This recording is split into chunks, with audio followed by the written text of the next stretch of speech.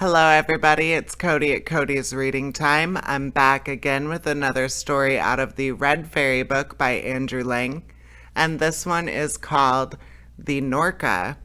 I hope you enjoy it. And if you do enjoy my narrations, please subscribe. I upload new stories every single day, and there will always be new stories to listen to. All right, let's get started in on The Norka. Here we go. Once upon a time there lived a king and queen. They had 3 sons, 2 of them with their wits about them, but the third a simpleton. Now the king had a deer park in which were quantities of animals of different kinds. Into that park there used to come a huge beast, Norka was its name, and do fearful mischief, devouring some of the animals every night. The king did all he could, but he was unable to destroy it, so at last he called his sons together and said, "Whoever will destroy the Norka, to him I will give half of my kingdom." Well, the eldest son undertook the task. As soon as it was night, he took his weapons and set out. But before he reached the park, he went into a traktir, or tavern, and there he spent the whole night in revelry. When he came to his senses, it was too late. The day had already dawned, and he felt himself disgraced in the eyes of his father, but there was no help for it. The next day the second son went and did just the same. Their father scolded them both soundly, and there was an end to it. On the third day the youngest son undertook the task. They all laughed him to scorn because he was so stupid, feeling sure he wouldn't do anything. But he took his arms and went straight into the park and sat down on the grass in such a position that the moment he went to sleep his weapons would prick him and he would awake. Presently the midnight hour sounded. The earth began to shake and the Norka came rushing up and burst right through the fence into the park, so huge it was. The prince pulled himself together, leapt to his feet, crossed himself, and went straight at the beast. It fled back, and the prince ran after it, but he soon saw that he couldn't catch it on foot, so he hastened to the stable, laid his hands on the best horse there, and set off in pursuit. Presently he came up with the beast, and they began to fight. They fought, and the prince gave the beast 3 wounds. At last they were both utterly exhausted, so they lay down to take a short rest. But the moment the prince closed his eyes, up jumped the beast and took to flight. The prince's horse awoke him. Up he jumped in a moment and set off again in pursuit, caught up to the beast, and again began fighting with it. Again the prince gave the beast 3 wounds, and then he and the beast lay down again to rest. Thereupon away fled the beast as before.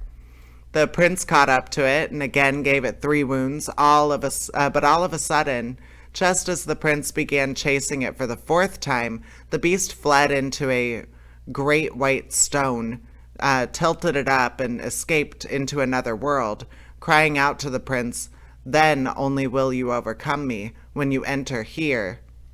The prince went home, told his father all that had happened, and asked him to have a leather rope plaited long enough to reach to the other world.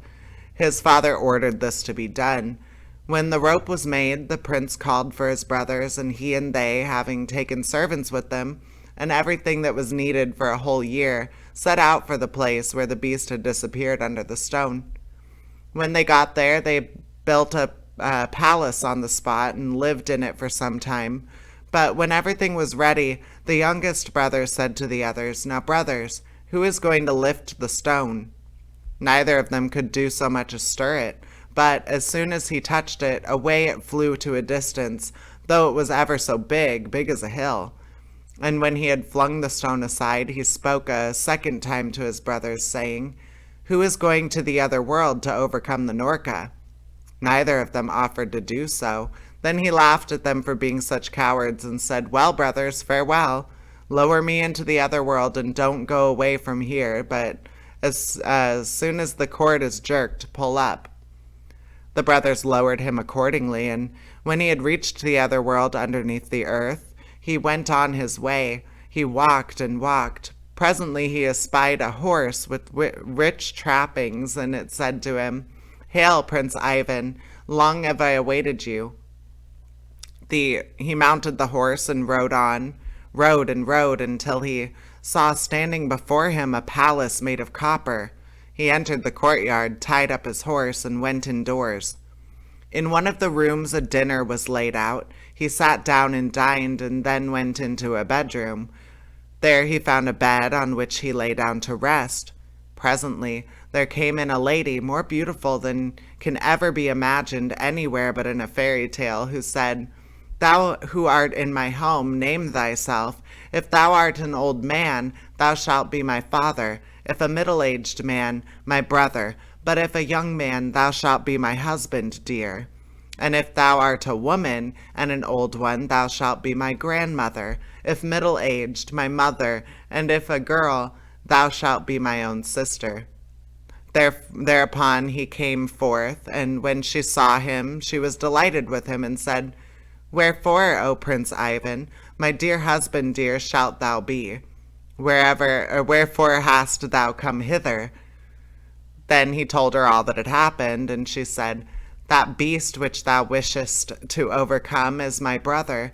He is staying just now with my second sister, who lives not far from here in a silver palace.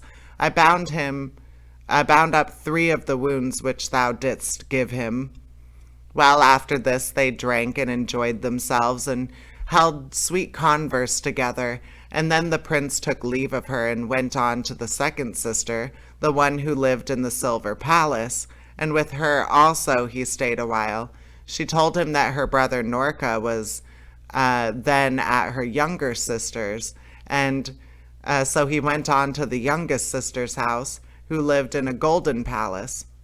She told him that her brother was at that time asleep on the blue sea, and she gave him a sword of steel and a draught of the water of strength, and she told him to cut off her brother's head at a single stroke. And when he had heard these things, he went his way. And when the prince came to the blue sea, he looked. There slept the Norka on a stone in the middle of the sea, and when it snored, the water was agitated for 7 miles around. The prince crossed himself, went up to it, and smote it on the head with his sword. The head jumped off, saying the while, "Well, I'm done for now," and rolled far away into the sea. After killing the beast, the prince went back again, picking up all the 3 sisters by the way, with the intention of taking them out into the upper world, for they all loved him and would not be separated from him. Each of them turned their palace into an egg, for they were all enchantresses, and they taught him how to turn the eggs into palaces and back again, and they handed over the eggs to him. And then they all went to the place from which they had been hoisted into the upper world. And when they came to where the rope was, the prince took hold of it and made the maidens fast to it. Then he jerked away at the rope, and his brothers began to haul it up. And when they had hauled it up and set eyes on the wondrous maidens, they went aside and said, "Let's lower the rope, pull our brother part of the way up, and then cut the rope. Perhaps he'll be killed, but then if he isn't, he'll never give us these beauties as wives." So when they had agreed on this, they lowered the rope, but their brother was no fool. He guessed what they were up to, so he fastened the rope to a stone and then gave it a pull. His brothers hoisted the stone to a great height and then cut the rope. Down fell the stone and broke into pieces. The prince poured forth tears and went away. While he walked and walked, presently a storm arose. The lightning flashed, the thunder roared, and the rain fell in torrents. He went up to a tree in order to take shelter under it, and on that tree he saw some young birds, which were being thoroughly drenched. So he took off his coat and covered them over with it, and he himself sat under the tree. Presently there came flying a bird, such a big one that the light was blotted out by it. It had been dark there before, but now it became darker still. Now this was the mother of those small birds which the prince had covered up, and when the bird came flying up, she perceived that her little ones were covered over, and she said, "Who has wrapped up my nestlings?" And presently, seeing the prince, she added, "Didst thou do that? Thanks. In return, ask me of anything thou desirest. I will do anything for thee. Then carry me into the upper world, he replied. Make me a large vessel with a partition in the middle, she said. Catch all sorts of game and put them into one half of it, and into the other half pour water, so that there may be meat and drink for me. All this the prince did. Then the bird, having taken the vessel on her back, with the prince sitting in the middle of it, began to fly, and after flying some distance she brought him to his journey's end, took leave of him, and flew away back. But he went to the house of a certain tailor and engaged himself as his servant, so much the worse for where he was. So thoroughly had he altered in appearance that nobody would have suspected him of being a prince. Having entered into the service of his master, the prince began to ask what was going on in that country, and his reply was, "Our two princes, for the third one has disappeared, have brought away brides from the other world, and want to marry them, but those brides refuse, for they insist on having all their wedding clothes made for them first, exactly like those which they used to have in the other world, and that without being measured for them, the king has called all the workmen together, but not one of them will undertake to do it." The prince, having heard all of this, said, "Go to the king, master, and tell him that you will provide everything that's in your line. However, can I undertake to make clothes of that sort? I work for quite common folks," says his master. "Go along, master. I will answer for everything," says the prince. So the tailor went, and the king was delighted that at least one good workman had been found, and gave him much money as he ever wanted. When his tailor had settled everything, he went home, and the prince said to him, "Now then, pray to God, and lie down to sleep. Tomorrow all will be ready." And the tailor followed his lad's advice and went to bed. Midnight sounded. The prince arose, went out of the city into the fields, took out of his pocket the eggs which the maidens had given him, and, as they had taught him, turned them into 3 palaces. Into each of these he entered, took the maidens' robes, went out again, turned the palaces back into eggs, and went home. And when he got there, he hung up the robes on the wall and lay down to sleep. Early the next morning his master awoke, and behold, there hung such robes as he had never seen before, all shining with gold and silver and precious stones. He was delighted, and he seized them and carried them off to the king.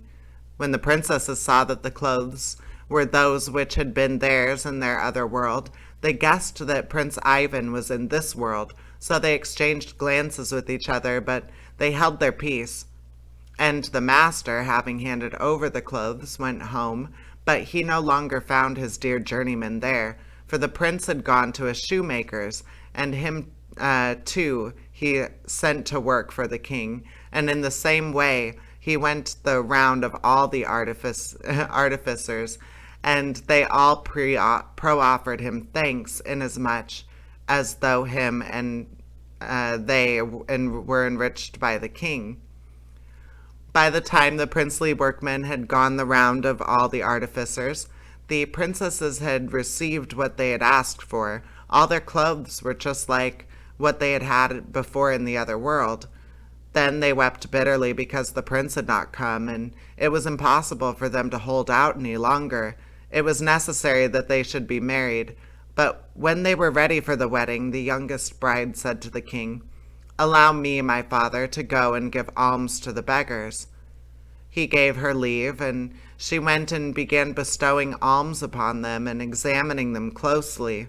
And when she had come to one of them and was going to give him some money, she caught sight of the ring which she had given the prince in the other world, and her sister's rings too, for it really was he.